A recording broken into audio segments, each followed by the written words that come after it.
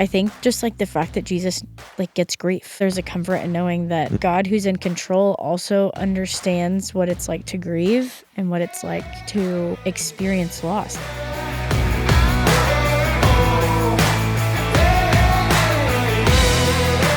All right. We're back here in the NQT Matthew McConaughey studio. here. All right. Mike, you know we're not supposed to do voices here. That's true. Yeah. That's true. I apologize. Although we never said anything about not having the ghost of those voices appear back. So you never know. Take Never that, know. voice lovers. Keep 'em hopping. everywhere. Would you say voice lovers? Yeah, that came out wrong. Do I you want that back? apologize. No. Let's Okay. just move on from me saying that. You look refreshed. Let's have start you over been again. on a... I feel a little refreshed. Yeah? Where, you've been... On a mountain. which mountain? Didn't we talk about this recently in the I last don't think episode? we did. I think we thought about talking. but Climbing up a mountain in New Mexico, my friend. What took you to New Mexico? A little solitude trip. Some Just by friends. yourself? Mexico by yourself? Group of friends. Climbing up a mountain in the snow in the month of May. Wow, so Mountain lion tracks. Did you see a 2,000 mountain elevation. lion? No, but we did see some tracks, and the claws looked kind of large. Did you camp outside where a mountain lion could possibly see you No. and have you for dinner? We were in an Airbnb. It wasn't a real man trip. No. Was the know. Airbnb nice? Did you have Yeah. like, jet spa tubs and That was there. So I'm kind of, the big more I'm kitchen and describing this trip, backsplash and all? basically the stuff? I went like on a fancy vacation to a mountain. Okay, Yeah. but you got out and you hiked. Oh, no. Now you're making me kind of hate the trip. I don't even talk about it now. Well, you look refreshed anyway. So Yeah. welcome back. Thanks. What did man. you learn? Well, what did you take away from it? What did you get from your solitude? Snow is cold. Yes, it is cold. Thank Mike. you. You know what I got? I got that getting away from your everyday context and kind of, I don't know, up in the mountains, lots of trees, lots of wind, lots of quietness because it was kind of dead where we were in New Mexico, but Okay. like for good reasons. That is just a good change of pace because Well- we're obviously in Dallas-Fort Worth, cities, busy, traffic, blah, blah, blah, kind of a thing. So it's quiet. Yeah. You're there with a bunch of guys. And mountain lions, There's a lot of wind, mountain lions, mountain lions, mountain lions. and you're back here and Here we are. you're doing all right. Back in the great state of Texas, humidity really high. The Stars up game 1, 5 goals in the third period. Take that, Colorado. You're not even playing. Talk It's about just a wonderful lot of wind. situation. Yes. Yes. Well, Yes. Yeah. I'm happy for you. Sure. I'm happy Thank you. for your Thank you. solitude. I'm happy for you. happy for the fact that you're a Stars fan. So tell me, who's on their top line? You know, Miko and Miro and Seguin and Ben Seguin's in Seguin, Texas? and You mean Tyler Sagan Potter. and Harry Potter. You're working their magic on the blue line. All right. Then We you don't have told me time all for I need this. to know. Okay. We don't have time for this. What, You what know- are we doing today? You know, we do have time for, speaking of a star, not every day. The clouds don't always align and the stars come together to have one of the greatest, Sorry, clouds. one of the greatest guests in the history of the podcasting world. We are interviewing someone special today. Chris, what would you add to that? I would say that this is a first because we get to have our first. Well, I'm trying to think. I'm building the drama here, Mike. wow. Okay. Thank you. Yeah.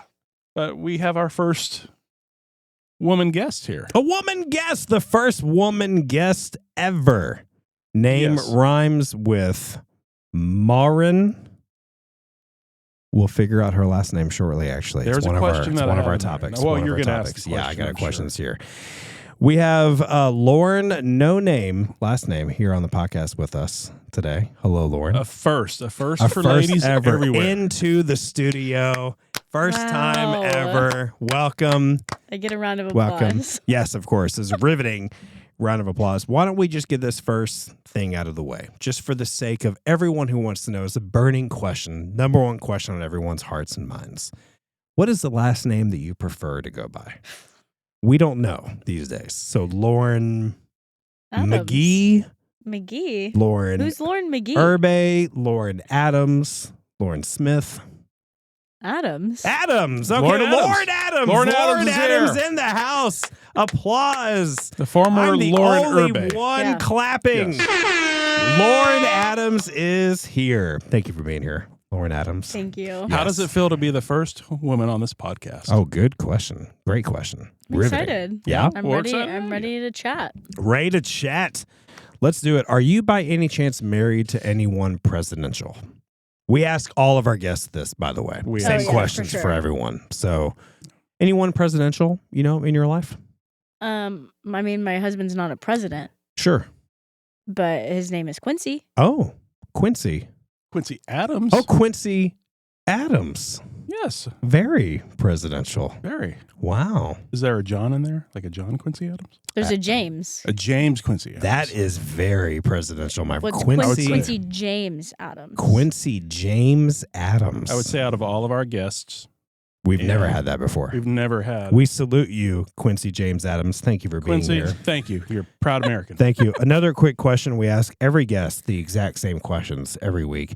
Why was dressing up as a pit crew person your favorite Halloween costume growing up? This is the same question we ask Everybody everyone. gets this one. Yeah. Everybody has You an answer. seem like you're surprised by the question, but we're just curious. Wow, you guys did some awesome research. Hey, here we take things seriously here at NQT. No So, corners are cut. Yes, Unless we're yes. cutting corners. So, Uh, yeah. that would make sense. I'm just like in shock that you guys figured this out. Same question for everyone. So Yeah, for sure. For Yep. sure. I don't know. Yeah? Maybe I just wanted to be like outside the box, ah, you know? pit crew came to mind for that. I mean, I liked race cars when I was in like kindergarten. Are we talking NASCAR? Yeah. Okay. Really? All right. Why is that?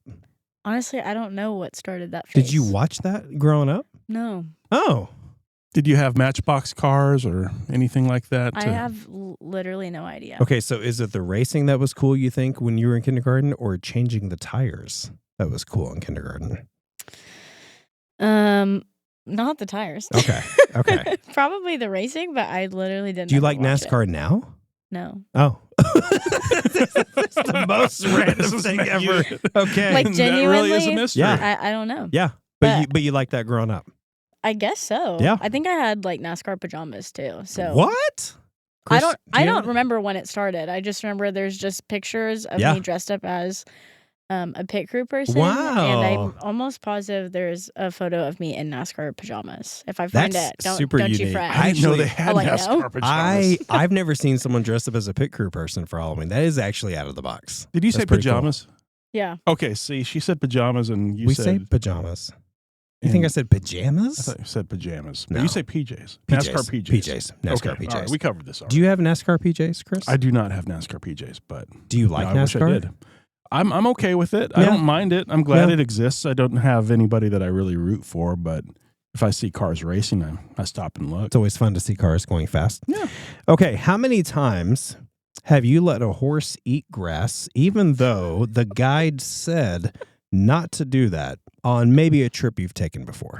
This question gets asked all Every the guest, time. the same questions. all the time. Who's your research team? Because It doesn't really matter. No, you know, we these are. don't- We're asking the questions here. Yeah. Not quite there. Get back so down, how many researching. times have you let a horse eat grass when you were told not to do it?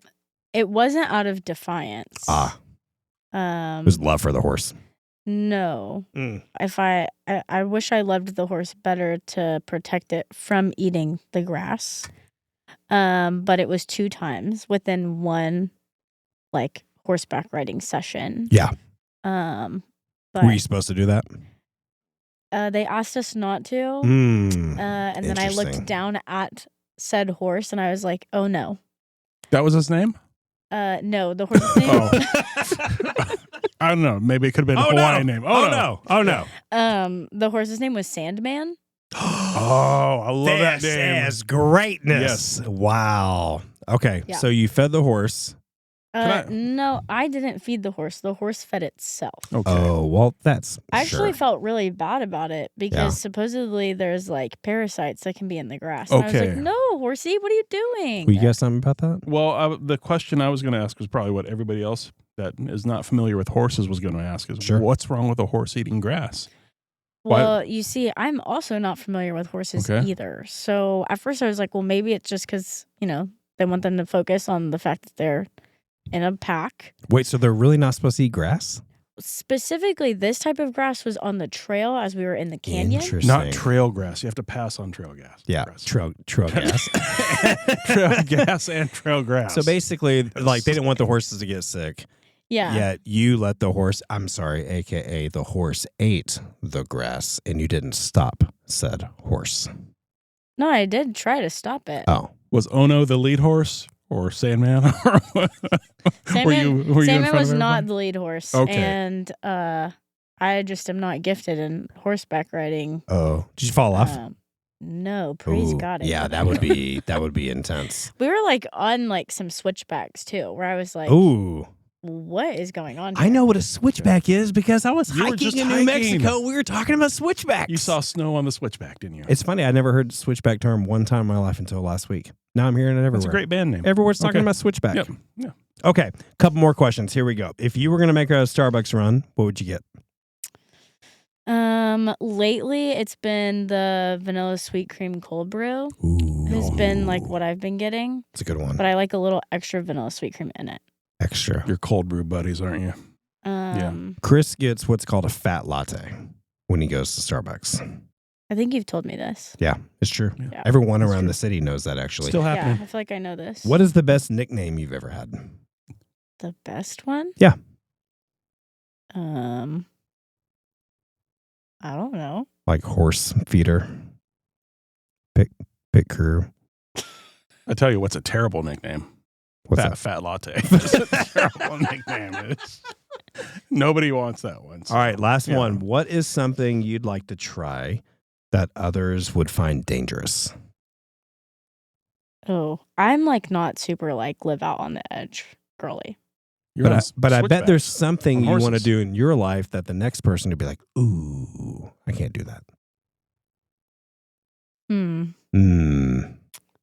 I feel like at some point in my life, it would be really cool to just like go travel a lot and like spend like 3 weeks or a month in like different countries. Yeah. And just like serve. Like, Yeah. I don't know like what countries or like realistically what that would look like, but I Sure. feel like that would just be kind of cool to just go travel and see what that would look like. So, Yeah. Now, you said serve, right? Yeah. Okay.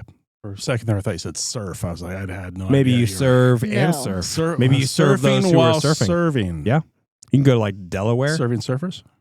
you know, country of Rhode Island, Vermont, Connecticut.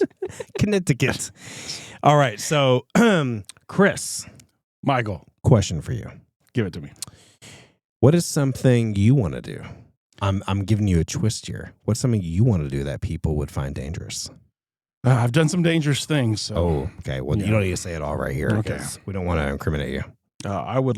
Whoa, listen, guy. Okay, be careful. Well, you because asked. We can't. You asked me, and I told you. Geez, And you got to be careful about there you those go. things. There you go. So that was it. That was all. That was. Yeah. That's all that I want to do going forward. That's All right. dangerous. We're turning it over. Turning it over to Christian. Wait, Okay. is your name actually Christian? My name is Christian. Yes, it is. Did you think it was Christopher? I don't know It's if I okay. really thought anything past Chris. This is Chris. I was Yeah. excited about that. But, like, doesn't everyone think it's Christopher? I've been called Christopher more than I've been called Christian. Sure. I Yeah, would it not has to have be. guessed that it was Christian. That did come from like left field. Is it because of what he just shared about whenever he went down to the city and? No, I just didn't think it was Christian. Okay, so Lauren, why don't you give a little context of just a little bit of just who you are, you know, what you do. We know you're married to the most presidential man on planet Earth. We Quincy have James covered. Adams. Yes, you have to Yes. say it like that. Actually, I feel like I Quincy should salute. James We're saluting you, Adams. Quincy. But just to give a little bit of just who you are, a little bit of your upbringing. Let's start there. I'm Lauren Adams. Lauren Adams. Yay. Thank you, Yeah, thank you. clap with you. Yeah, I grew up in the like North Texas area. Oh, you're a North Texaner. I am a North Texaner. Want to just be like North Texan? Yeah, he's weird. Just keep going. Just don't mind me. I'll be over here in the corner looking at my Texaner map, So thinking of John Quincy Adams. We're gonna mute him. Don't worry. So just please continue. I grew up in the North Texas area. Mhm. Grew up going to a Christian school. That's where I first heard the gospel. But it wasn't really until probably like middle school that like my faith really became my own. And had some stumbles. We had some rebellious phases and things like that between high school and college, and but the Lord is really kind in the midst of all of that. So went to DBU, graduated from there in December of 2022. And in the midst of being at DBU, that's when I started coming to 121, and started serving, then interning and residency, and now full-time student ministry, and never thought that I would do any of it. Yeah. And it's literally the best. So Yeah. I feel like I'm spoiled all the time. So yeah, that's awesome. So how long is you that been? sufficient? Sure, that's great. How long have you been married now? We have been married for over a year. We got Okay. married last April. Awesome. Mhm. Okay. Do you have any pets in the home by any chance? We do. Okay. We have a cat. Yeah. Supposedly she's 4 years old, according to her microchip. Okay. And her name is Velcro. Velcro. That's a great name for a cat. That's a wonderful name for Yeah. a cat. It's better We than salute you, Velcro. Oh no, yes. Yeah, we don't want Yeah. oh no in there. So who invited you to 121? Just curious. So I knew Noah Parker, Okay. who also went to DBU. He was friends with my friends. Okay. But I really stepped into 121 Mhm. when DBU had a bomb threat. Oh wow. So we had a bomb threat. Nothing happened. Sure. Praise God. And all of my friends ended up coming here because 121 had opened. And I was like, well, I'm going to go hang out with my friends. There's Yeah. no point in driving home. Yeah. And I was like really shocked by how intentional everyone was. Like I was kind of confused why people were so intentional because like nobody knew who I was. Yeah. And then I can't remember if I'd already tried 121 before or if I was planning on trying it or what, but that was like the first memory that I have was the day that I came here on a bomb threat day. Yeah. Wow. Yeah. Interesting. Took a bomb threat to get you here, but when you were here, you said that people were intentional. So can you break down what it kind of looks like? What did you notice people doing as they were intentional? Yeah, they had like ordered us pizza, and I think we were like playing like wiffle ball in the flex room or something like that, and Wow. just hanging out in the student space, and it just like felt like it took some of the tension down. Yeah. And I was just like, these people like have jobs to do. Like, why do we just get to hang out up here? Yeah. And cool. so I think like just seeing that opportunity and like using that space and just like the way that our church and our body cares for people, whether they go here or not, was really, really cool. Mm-hmm. Wow. So you talk about kind of maybe coming to know Jesus a little later in life, or maybe learning what it meant to follow Jesus. Like when was that? Was that in high school? Was that beginning of college? Was that before then? Because like it was for me, it was later in life for me. So I'm just curious, like when do you think? Not that we fully grasp everything about the gospel today, even, but just understanding. Okay, I can be saved and I can follow the Lord. Like when? How old do you think you were? I think I really started to grasp it more in middle school. Okay. And then throughout high school, there were like dips and ebbs and flows. Sure. I once heard someone explain their relationship with the Lord kind of like a relationship with a parent. Like sometimes I feel like I had rebellious phases where, and I've told like our students this, where like I was like flipping the Bible with one hand, but I was like secretly holding on to sin behind my back with another. Yeah. And so there were definitely phases of that, both in high school and college. But I do think like in the midst of that, I feel like every time that I've stepped out of that phase, like I've just grown deeper in understanding the grace and love of the Father. Yeah. And so I'm thankful that the Lord doesn't just like that he's purposeful and that nothing goes to waste with him.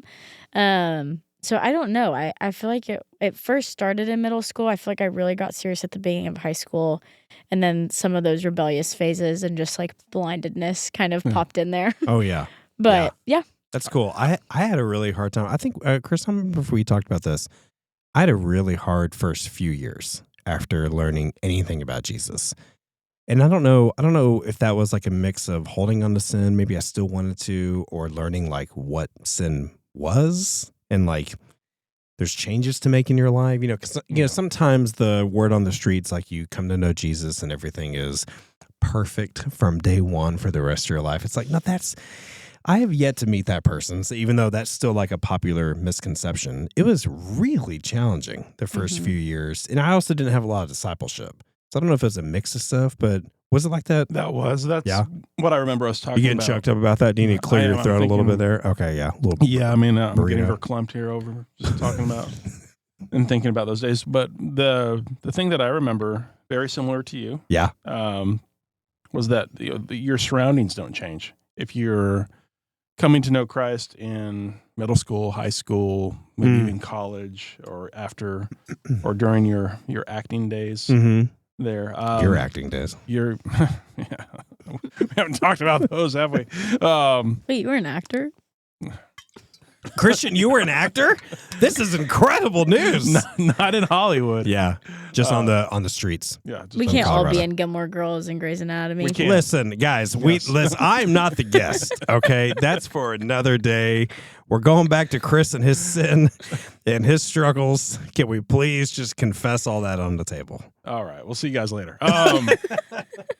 No, but not everybody changes in your life around there. Yeah. So Yeah, you it's still hard. have a lot of tethers there, I would Sure. say, that Mhm. you kind of have to identify and say, okay, well, do I undo this? Do I have to end this relationship? Mhm. Or do I have to have a talk with this person? And so not everything changes. And so it can be easier to, or maybe harder is Yeah. the word there to let go of some things. Did you have Lauren, did you have someone with you or some people, I don't know, middle, high school, or even college, like to kind of guided you at all or discipled you? Mhm. Yeah. So I would say that my middle school youth pastor and his Mhm. wife were really big influences, and I would say they still are. I was literally talking with them like a few days ago. Yeah. Um, I love that. so I would say they were really big in that space. Trying to think of some other ones, but I would, when I think of that question, they're like the first ones that pop into my head. And I think for them, it wasn't just, oh, once she's out of middle school, or oh, once she's out of high school. Yeah. Like John officiated our wedding, like, Yeah. and so I think that to see like the longevity of people that the Lord will bring into those spaces is really cool, to pour into you. Yeah. And that just like continues. And he's Yeah. obviously put you in a space to where you can pour into others, especially in their high school years. And so are you able to identify maybe some of yourself in some of those students, thinking back to the time that you had, and know what they're going through, or even take that bold step of asking them what they're going through so that you can better relate to them, or have them feel like they're heard and seen? And Yeah, I think it's been, especially lately, I feel like it's been really tender of just like I'm doing what I saw. Mm. Like I was in their position, and now I get to step in and pour into them and care for them the way that I was. Yeah. And so I think that's some of the spaces where like I'm like, I'm so undeserving of this. Like Yeah. and to see like the kindness of the Lord in that, but I think to also understand the weight and the gravity of how big that is, and knowing that like it is such a privilege to get to do that.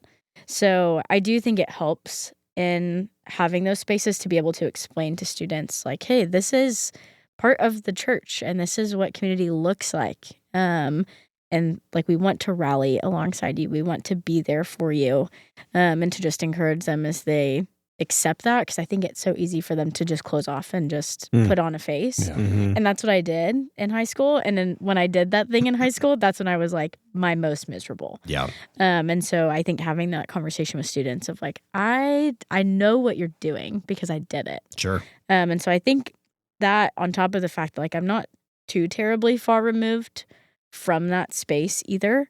So I get some of the same things that they're still faced with. But I still think that they're almost faced with more than I was. Yeah, I was going to ask you that.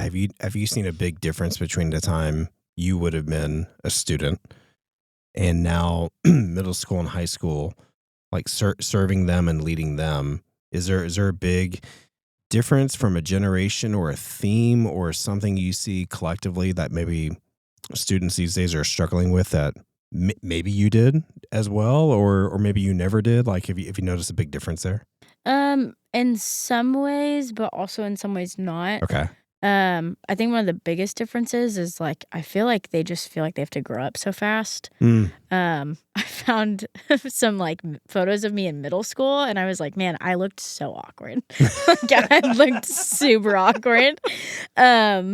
And that was just like normal, was like the awkward face. And I think that there's a pressure now for even middle schoolers to just like not have that. Like they have to be perfect. Where like I feel like for me it was like everyone around me was awkward. Like we were all awkward. Sure. And so I think that social media has a really big influence in that, because they're seeing that, like they're seeing that content that's then leading them into like, oh, well, I need this makeup product and I need this skincare and I need this and that.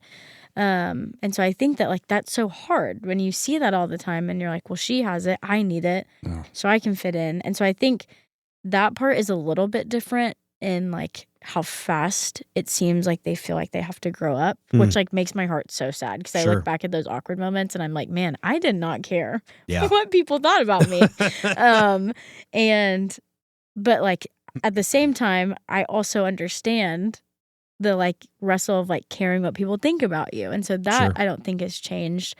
And this like idea of I have to be perfect, I have to have it all together, I have to have the grades and the friends and the boyfriend and the sports, and they're just under so much pressure and they're just little. Like they're not adults, they're kids. And so I don't think that necessarily has changed. Like I think I didn't feel pressured by like my parents growing up. I put pressure on myself to like maintain grades and social status and things like that. But so like I get that pressure, but I feel like they're almost under more now than I even was. Yeah, I could see that. Yeah. I could see more even outside pressures, like you're saying, social media. I mean, maybe parents, I mean, that's probably always been there in lots of generations, but not the outside influence like pouring in every 2 seconds. Yeah. I mean, having you compare yourself to, because I don't remember growing up comparing. I mean, you compared a lot to maybe classmates, but you didn't have like the world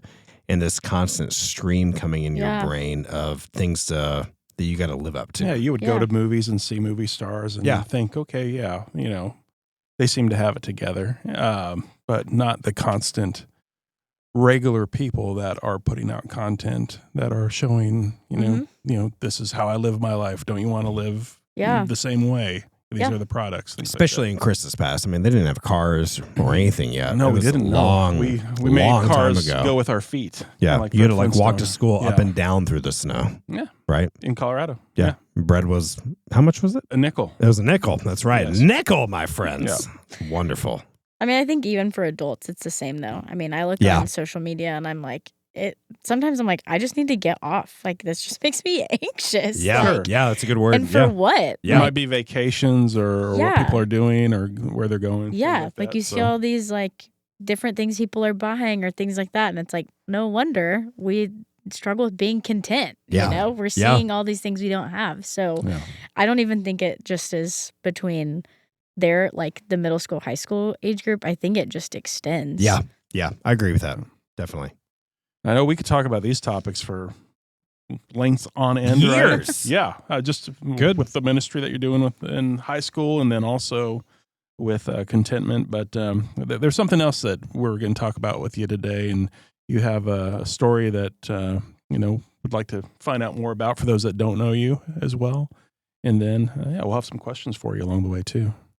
More like random researched questions that your researchers found. Listen, we can neither confirm nor deny the questions ahead of time or the research team that we have compiled together. I think I'm shocked at who's on your research team. But they're waiting for you outside the door when we're done. They're going to celebrate. Don't you worry. We're not there yet. They've got some sparkling apple cider ready to go.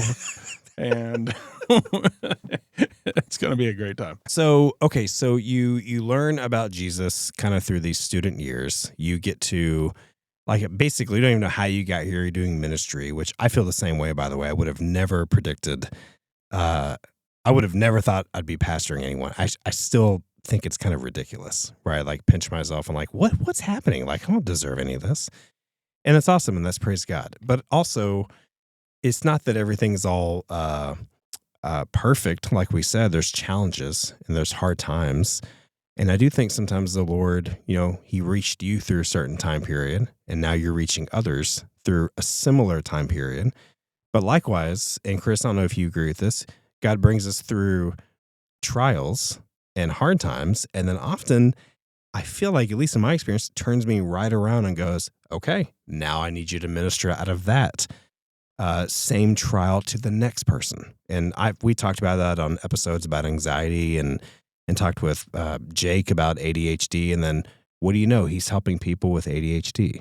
And I've helped people with anxiety. And so you've gone through things, in your life and in trials. And so we want to talk about that a little bit on just what you've experienced and how maybe you've gone to the Lord with that, not perfectly, but like how have you responded and things like that? Because we feel like that would help. That would help people going through similar stuff. Yeah, I think that, so lately we have been in a season that's been super crazy. I would say that it kind of first started in the midst of COVID. We've faced a lot of loss in the past few years. So it first started off with my grandpa. He passed away during COVID. And then a few years passed, and then in December of 2023, lost my grandma unexpectedly. And then in September of 2024, lost my uncle to terminal cancer. Wow. So it's been a lot of loss and has been heavy. But I also think at the same time, like, the Lord has been really faithful. And I've seen him and experienced his presence and time with him and his character in ways that I think are really unique because I've been faced with those things. What do you feel has carried you through that time period? Because it's an extended time period, but yet you had things happen very close together as well. So when you think back on it, what were the things that you kind of recall that the Lord brought to you during those times?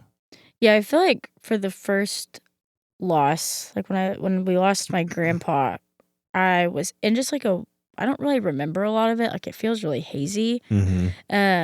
And I think like it really, like, at the end of the day, like, my hope in Jesus really like carries me. I think my walk with the Lord looked very different then than it does now.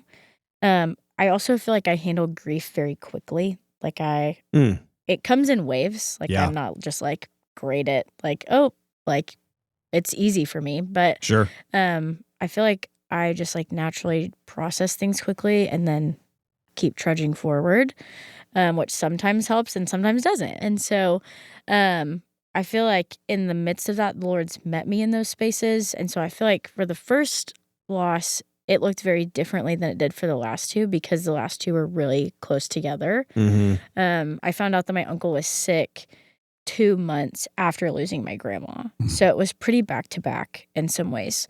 And so I just feel like overarching, like, obviously, like, understanding that we have a hope that is unending, but I feel like I learned more about God's character and my relationship with him really grew in the more recent losses than more so in the first. I feel like the first, like, I was just in a really weird season in the midst of college and kind of in that space sometimes where I was like, sometimes I was all in, sometimes I was 1 foot in. Never, like, praise God, I never just like blatantly walked away, but there were seasons where I was super lukewarm. Whereas now I feel like it has just been like clinging to the Lord for dear life. Like, okay, what are we doing? What is going on? How do we do this? I don't know if that answers your question. No, it does. But I think what some people might be thinking, because certainly I'm thinking, when you go through loss like that, and then you have one that's right after the other, you would think that, okay, well, I've seen this and I know what this is like. So I think the question that comes to mind, does it get any easier or is it even more difficult because it's happening again? What did you find during that time? Was there any, I wouldn't say getting used to it, but how did you deal with that, I guess, more importantly? Yeah, I think what was hard about both is that I feel like I was very involved in both of them, so it wasn't just like kind of out of sight, out of mind. Like, in the midst of COVID, like, I didn't see my grandpa when he was in the hospital. Whereas with my grandma and my uncle, we were like pretty involved. So I was seeing a lot of it happen. So I think in essence that part was harder because you're like watching it all unfold. And there were things that I'm like, man, I wish I could unsee that. Like Yeah. I wish that like that's not what I remember. But at the same time, I think it wasn't just like simple, because it just wasn't simple, but I think through the process, like just really submitting to the Lord's will became easier. And so just having to be open-handed of like, okay, if this is what you're doing, even if I don't get it, then that's what's happening. Right. Like there's nothing I'm going to do to change that. I can't thwart your plans. I can't change your mind. Like if you have created the heavens and the earth and you have this whole story that is lined out, then like who am I to stomp my feet and get mad because like you're not listening to me? And I think that there's a space for that, to be honest. Like you see that all throughout Psalm. Like, and there were moments where I was really, really honest with the Lord and I asked why, like, why is this happening? Yeah. But in that space, the Lord also began to reveal, like, look at what I'm doing here and look at what I'm doing here and look at what I'm doing here, to where I was like, oh, yeah, you are still working. And like, kind of made me sit back down, right? Like instead of puffing up and saying like, well, why, and questioning him, being able to submit to the fact like, okay, even in like the like worst and the lowest of lows, you're still moving. Like he's purposeful. He doesn't waste anything.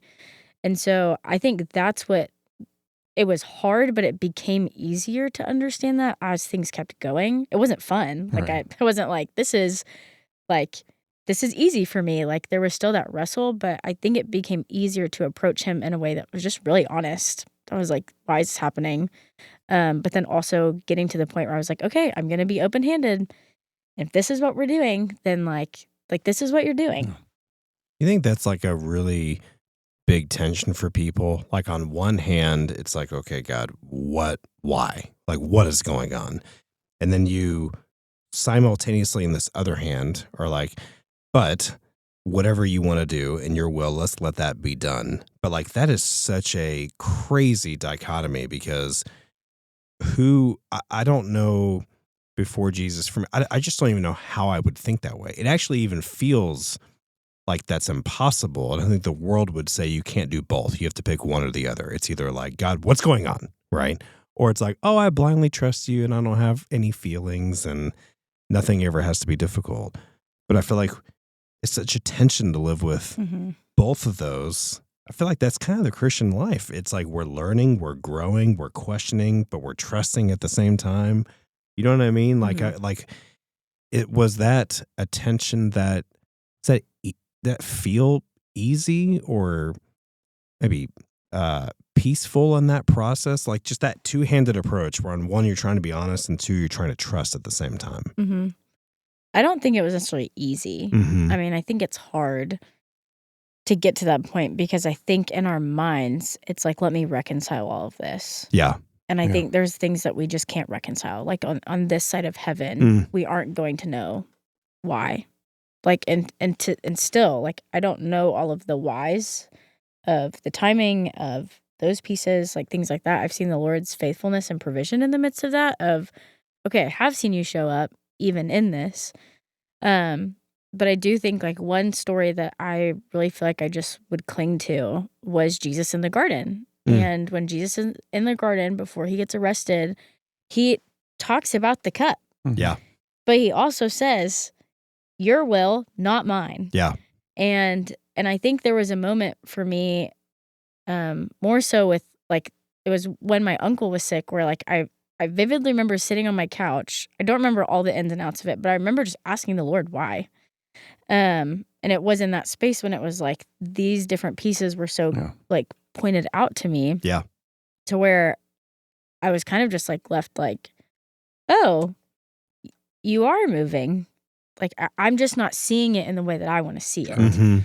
And so I don't think it's easy by any means, because you're grieving and you're confused and you're frustrated, and like in my own knowledge and mind, I'm like, this is how it should be.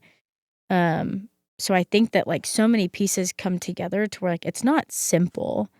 But I also think that's just it in general. Like I think even outside of like the loss piece, like there have been so many moments when I'm like, okay, I have to get this paid for and I don't have money, but like Yeah. I'm not gonna change anything. Like Yeah. you're gonna either provide for me or you're not. Like, and if you don't give me exactly what I need, you're still gonna provide for me in a different way. Yeah. And so it's that trusting despite what happens. And I think within Psalm, like I feel like you just look in that book and it's like you see these like just groaning hearts. Yeah. But then there's this little like word, but, and it begins to talk about God's character.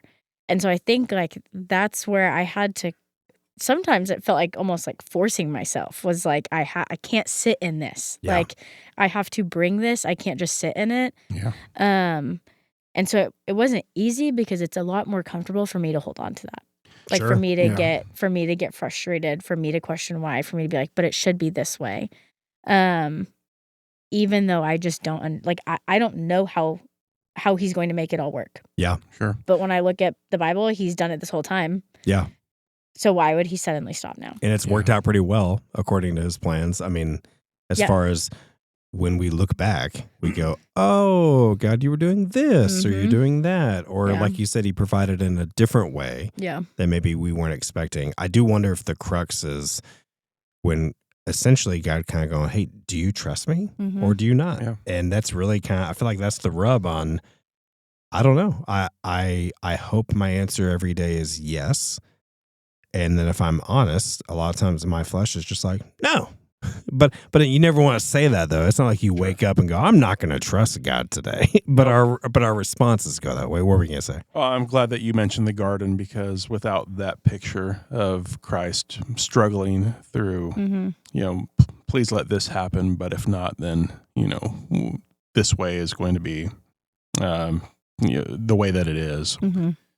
Him being able to have that and show that to us helps guide us through those moments. And so, Mhm. that's just not something to be taken lightly too, is that we have those examples and the groanings that you talk about Yeah. as well.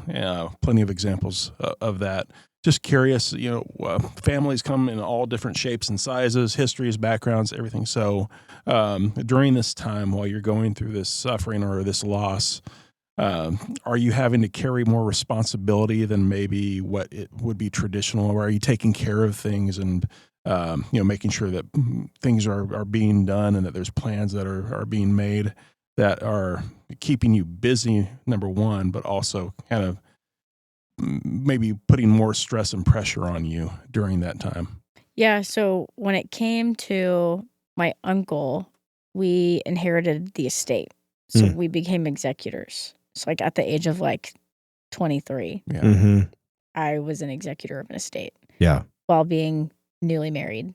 Not your typical thing to do No. at No. 23. Yeah. So it went from like our norm very quickly changed from like our little apartment and we're doing Yeah. this to meeting with lawyers and cleaning out a house. And in no way, shape, or form do I want to sound like I'm not grateful, because I do feel like the Lord has shown me with a very tangible example, like what an inheritance looks like. Mm. The inheritance we get in Him is obviously significantly better than Yeah. anything that we could get on this side of heaven. But I do feel like I have this new understanding of like, wow, I did literally nothing to deserve it. It was simply just because someone wanted to give Wow. it to me. Yeah. That's it. Yeah. That's it. It's a good word. And there's nothing that I could do to earn it. It's solely based on the other person. It's not based on me.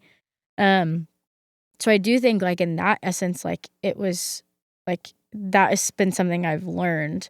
But it was different in the sense because it went from like with my grandma, I was able to kind of sit in the grief more Mhm. versus like with my uncle, it went from like, oh, there is a bunch of stuff that we're going to have to do. Sure. And there's still a bunch of stuff that we have to do, like we're still not done with it.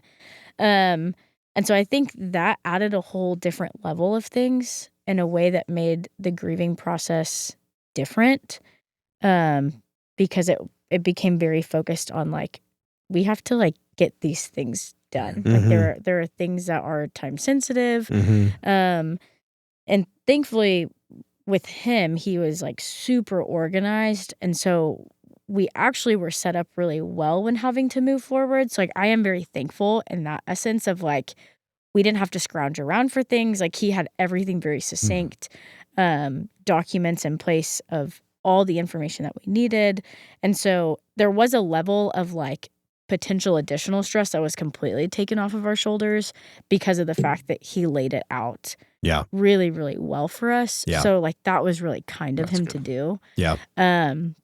But yeah, we did have, like, an added pressure with all of it. Right. Which Was I do yeah. think is common, on not necessarily the exact same situation, but you lose sometimes the family members and there's a bunch of decisions to be made, or there's, sometimes you have groanings within families, within siblings, adult siblings. There's end of life care. There could be plans that, when I lost my parents, with one of them, there weren't plans written up, and so then you're in this world of, okay, I'm making these executive decisions. I sure hope they're the right ones, and then while you're supposed to be grieving at the same time, and then as you're talking with others, it's just so common. There's 6 months or whatever worth of decisions to make, maybe more, while you're going through, a loss, while you're trying to trust, the Lord in the process. I mean, it's a whirlwind. I don't know how to get through it other than breaking it down on purely day-to-day basis kind of a thing. Yeah.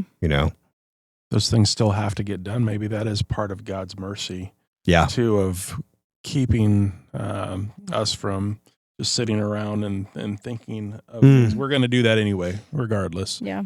But to have tasks to complete and to make sure things happen, just part of a way to keep us moving forward or focused on something. I don't That's a know. good word.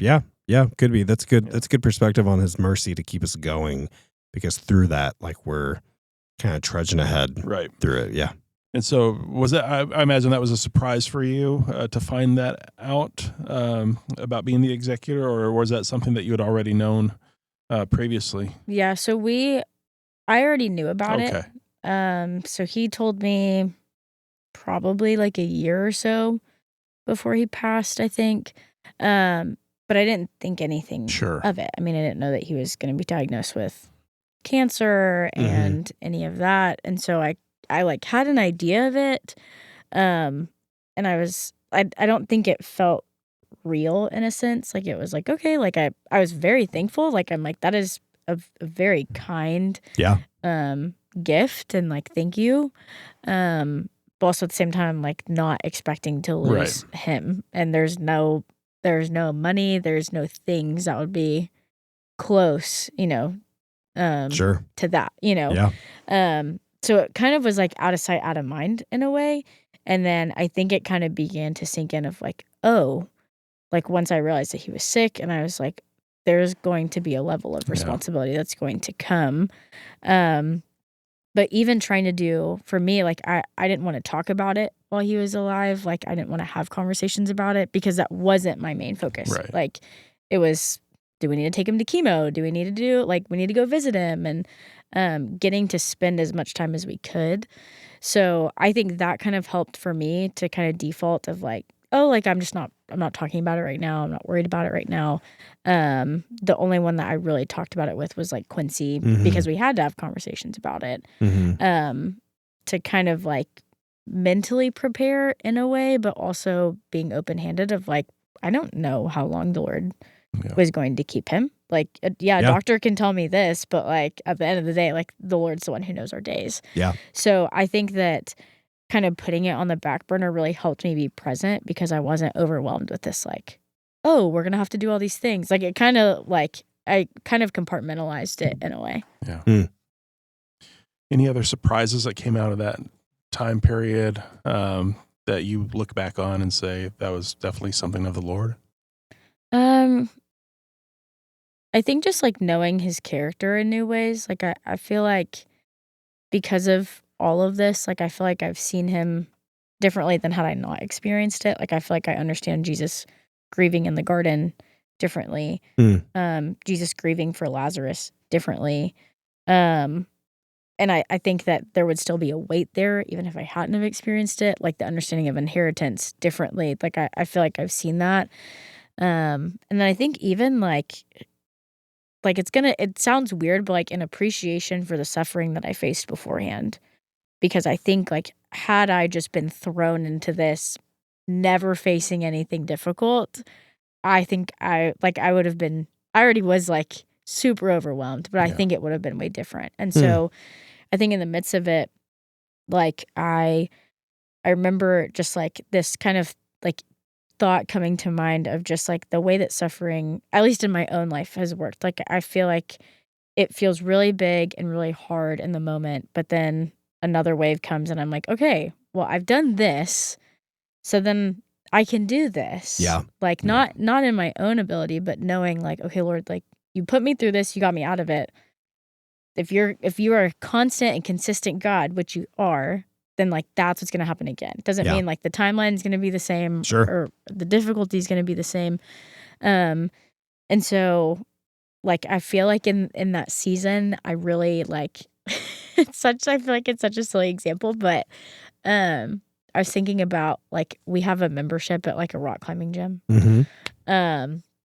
And when you think about like when I think about rock climbing, there's like different like levels for each route. So like it's easy and like each color means something differently. And so I began to think about how, like you start in these easy stages and you begin to train your muscles and you develop calluses because like it'll destroy your hand, Oh, yeah. and like you get finger strength. Who knew that you needed strong fingers, Yeah. right? Like Yeah. things that you don't even think about. And you begin to work your way up to things that you're like, how did I just get through that? Like, how did I just climb that? Mm. And so I think about that in a sense with like my own life with suffering as I look back and I'm like, man, that felt impossible to get through. Like I felt like this is never going to end and this is never going to be over. But I look back and I'm like, I did it. Yeah. And like, Lord, you brought me out of that. Yeah. Like I got to the top of that, not in my own strength, but in yours. And so I think that like the Lord utilizes suffering to help us build like an endurance and then a resilience. And I think we can do one of two things. I think you can go to him and you can sit before him and you can respond like Jesus, or you can run. Yeah. And you can numb the pain. You can find distractions. You can totally dissociate from everything. But I think like it's like I think it's so kind of the Lord in some ways of like, man, you didn't just like throw me in here knowing that I was just gonna like flail.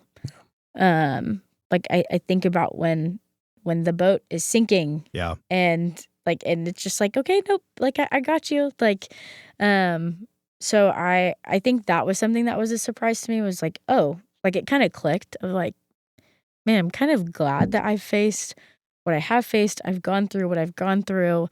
Are there moments where I grieve that? And I'm like, man, like, I wish it wasn't like that. Yes, Oh, yeah, absolutely. sure. Yeah, like, it's happened so many times. But at the same time, like, when I think about those spaces, like, I also have to think of, but because this has happened, like, here's how I have seen you show up. So I'd say that was one of the more, like, surprising, like, spiritual aspects of it all. Was like, I felt like I had a new understanding of suffering that I hadn't really seen before. So knowing that you've experienced quite a bit of loss in a shorter period of time, knowing that Mike has also, experienced quite a bit of loss as well. I can't say that that's been my experience, but it is something that I dread as I go forward. Just knowing that there are parents, that there are grandparents that have gotten older. And so, obviously I want to know more about what you've learned about from this that you could pass on to others that are either in it or about to be in it, that will never expect it when it happens. And so I know you've learned a lot through it. Mike, I know you've learned a lot through it too. So please mention it or speak into it. But Sure. What have you learned that you feel like you could pass along to others through this? I feel like one of the biggest things that comes to mind is just the reminder that the Lord is faithful and that he's purposeful. I don't think it necessarily makes it just like go away, the fact that it's hard and difficult to lose somebody. But I think the season, like the void, the grief, like it's not just for nothing. And so I think that is what's helpful, at least for me, to cling to in the midst of it, was like, okay, you're not just like putting me through this to watch me squirm and to laugh at me, and you actually really love me and care about me. And so I think like that's something that I had to learn in the midst of it, was like really like not just saying that he's purposeful and not just saying that he's faithful, but like clinging so hard to that, even when like everything in me wanted to be like, there's no way that there's purpose behind this. And just like wanting, like, I mean, I feel like there were moments of just like, no, this is it. And like having to really speak truth to my feelings in the midst of that.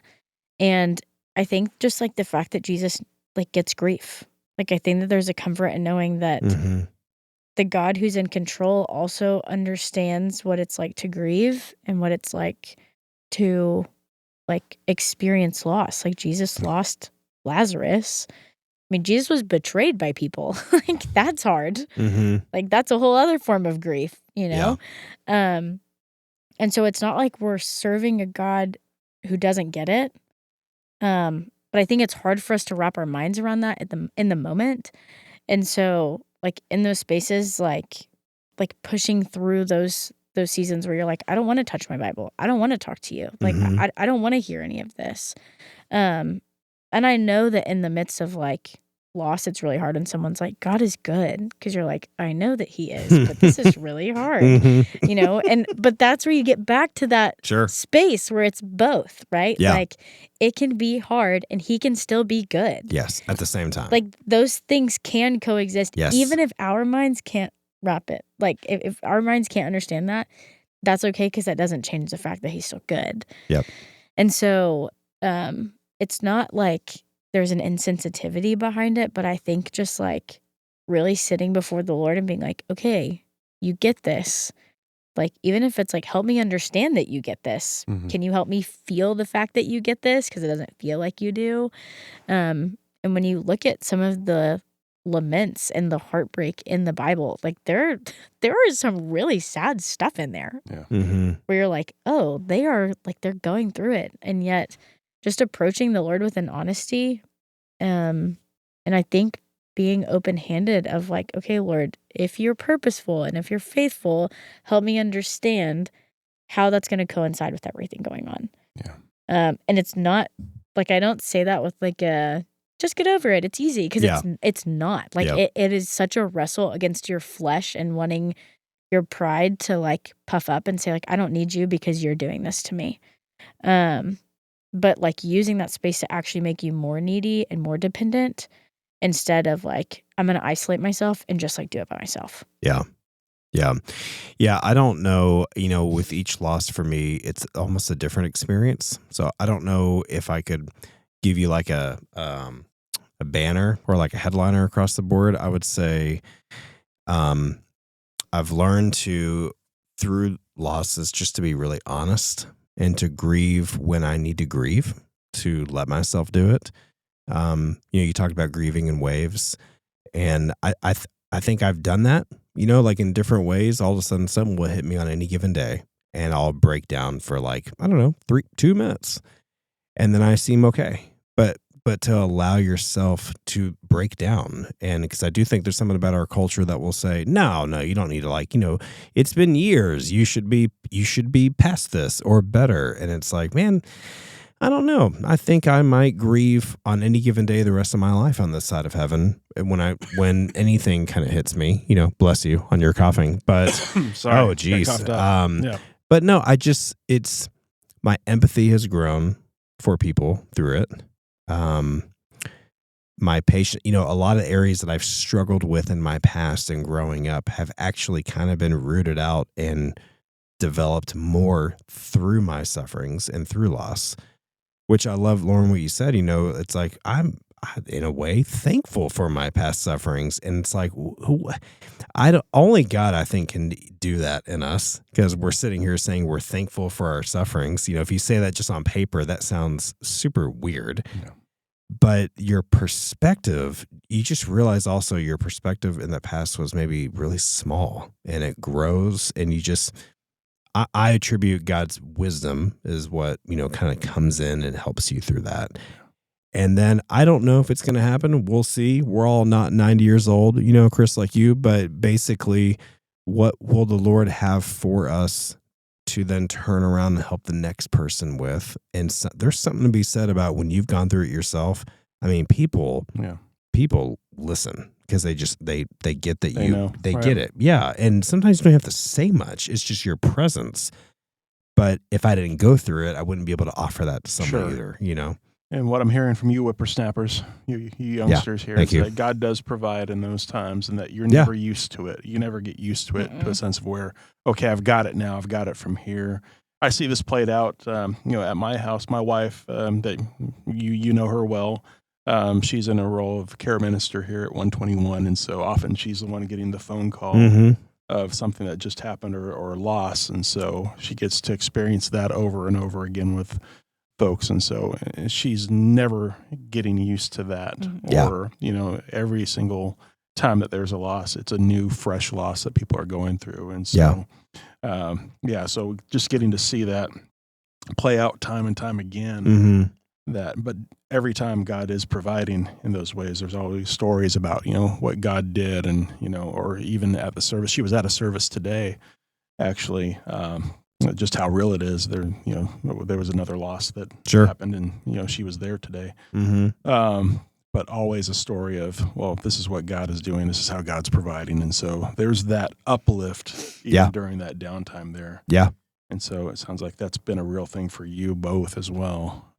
Again, not looking forward to any losses coming up, never getting used to it, but knowing that God does provide and provide in that is at least a little bit comforting. Something I would tell you and anyone else is you don't have to dread it, because that's, I think that's just living in a place of fear of, oh, what am I going to do when this happens? It's like, well, every day is a gift. You don't know we don't know if we're going to make it through the rest of the day. I mean, and I guess we could dread it, or we look ahead and keep our eyes fixed on the Lord. Not saying that's easy, but that's like a place of trust and a posture we can take. And Lauren, like you're saying, I think we're tempted to, I don't know, isolate or think we're stupid for feeling a certain way. And it's like this, it's another call for community and why we need each other. I mean, we legit need to link arms sometimes and actually, literally link arms and pull each other up because of what we're going through. Yeah. But you don't have to live in a place of dread on that either, because whether it happens to you or maybe it never happens to you, the Lord is so faithful and never gonna change in that. And I understand too, there's fear of the unknown. I get that, but that's good. So any last words, Lauren, for someone, I don't know, recently experiencing something, or they're looking back, they're thinking about loss, or they have an upcoming one that maybe they know about, in advance, something like that. Anything you'd say for someone just to kind of encourage them?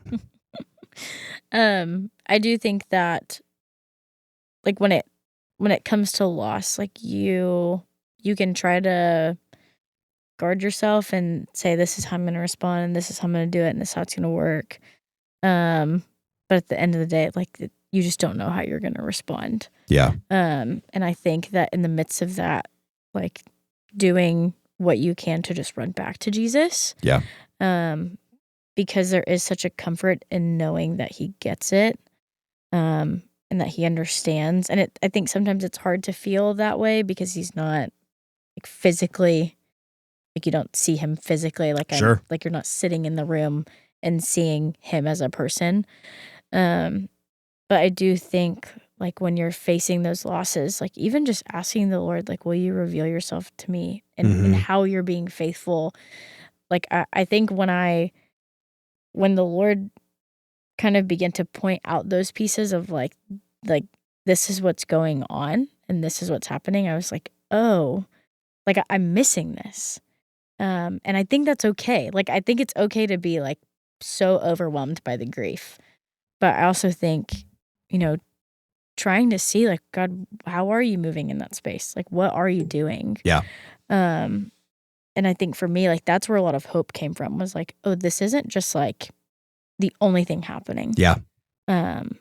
And I began to be able to see like there was so much more than I could understand. So I think it just reminded me of how big he is compared to this circumstance. Like we serve a God that is so massive and so large that like we can't even begin to comprehend that. But I think when you begin to just look for the ways that he's still remaining faithful, even in the really difficult and the hard and the like, I want to scream and throw something and I just don't know what to do. I think it's such a great reminder of like, oh yeah, you are in the driver's seat. Mm-hmm. And there's a comfort of like, I don't have to drive it. I don't have to do it. I can sit here in the passenger seat and I can just watch. Yeah. And I think that's hard though. Like I Sure. don't think it has to be easy to be like release the control. Yeah. Because I think we like to be in control.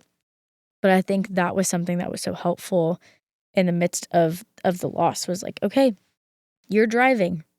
Like help me experience how you're showing up in the midst of this. I love that. And I love the question that you ask of him, what can you show me how you're working here, and knowing that that's not going to come back void. Yeah. That's something that I'll take with me for Yeah. certain.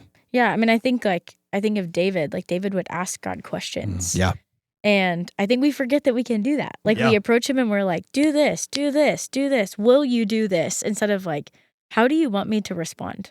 Like, how can I care for my family around me as we're all walking through this? Like, how can I honor you in the midst of this? How can I honor the people that are grieving in the midst of this? And just asking God, like, what are you doing? Yeah. Like, how are you making all of this work together for good? Yeah. And I think it's okay to go to him and say, I don't see it. How are you doing this? Yeah. Like, if your word says this and your word is true and you're not a liar, then how is this happening right now? Yeah. Because I'm not seeing it. Yeah, to be honest, that way. Yeah. Yep. Well, that's thank you for sharing all that. I mean, Thank you that's very I know much. it's hard that to be vulnerable and let the Lord continue to use you, and like you said, let him continue to drive, like to keep taking your hands off the wheel. Basically, it's super difficult, and so we just appreciate that, and just thankful for the wisdom that. For the wisdom and how the Lord has just used you through that. And also sorry for the losses at the same time, because like you said, both can coexist. It's like we can be sad and sorry, and then also thankful and trust the Lord at the same time. And all of them are okay, even Yeah. in the same Yeah. hour, day, Yes, minutes. 100%. Something that some people think is okay and some people don't think is okay, and something that might be a little bit challenging for you, though, is the lightning round. A terrible segue. That was a 90 It's degree the only way that out we of can nowhere. do The that. only way, Yes! people, we can do that. Here are the rules of the lightning round, the official NQT rules that Chris is about to read out to you. Before I will go over the rules, are you paying attention, Lauren? Are you ready for this? I'm locked in. You cannot overthink, and you have to answer right away when you hear these lightning round questions from co-host Chris over here to your right, my Christian. left. Christian. We'll call him Christian right now. Because Are that's you ready his for name. the lightning round?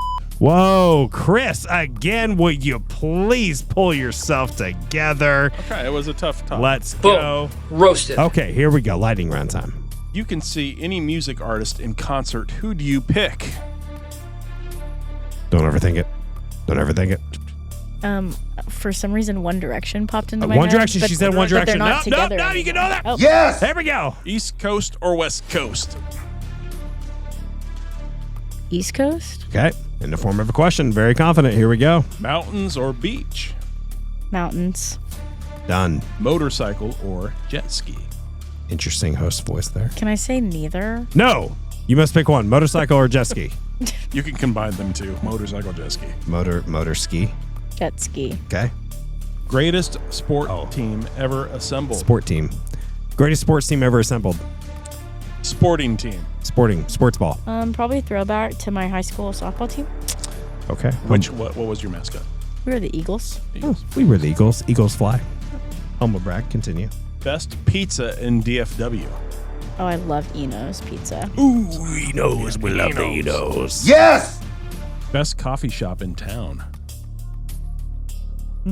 Coffee specifically, or like can that also Coffee shop. include matcha? We'll take Coffee boba shop. tea, matcha, Coffee shop. a place where you get Just your remember our iced sponsors tea. when you answer this question. Best coffee shop in town.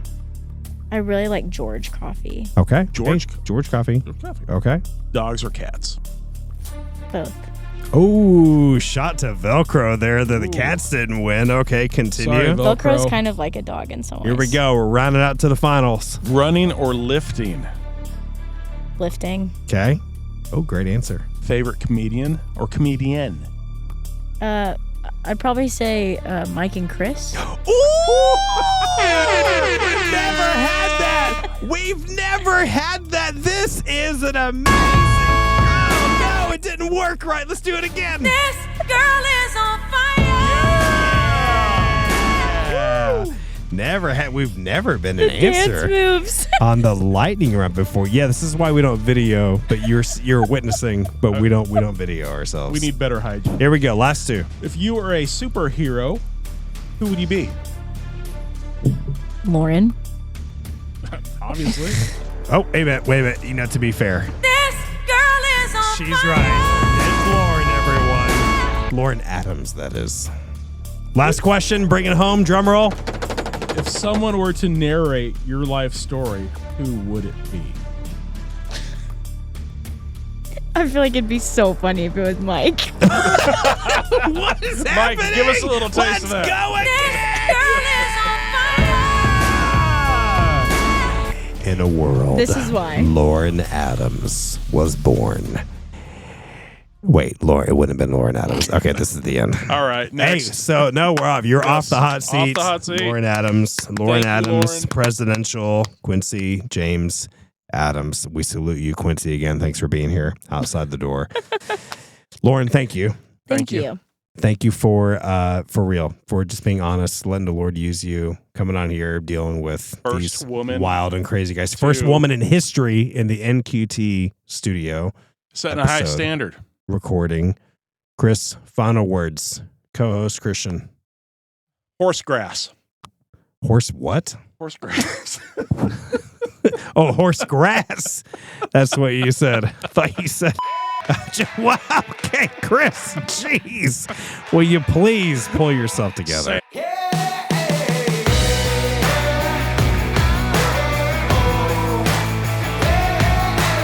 Thanks so much for joining us. Please consider rating and reviewing our podcast and hitting subscribe on whichever platform you prefer.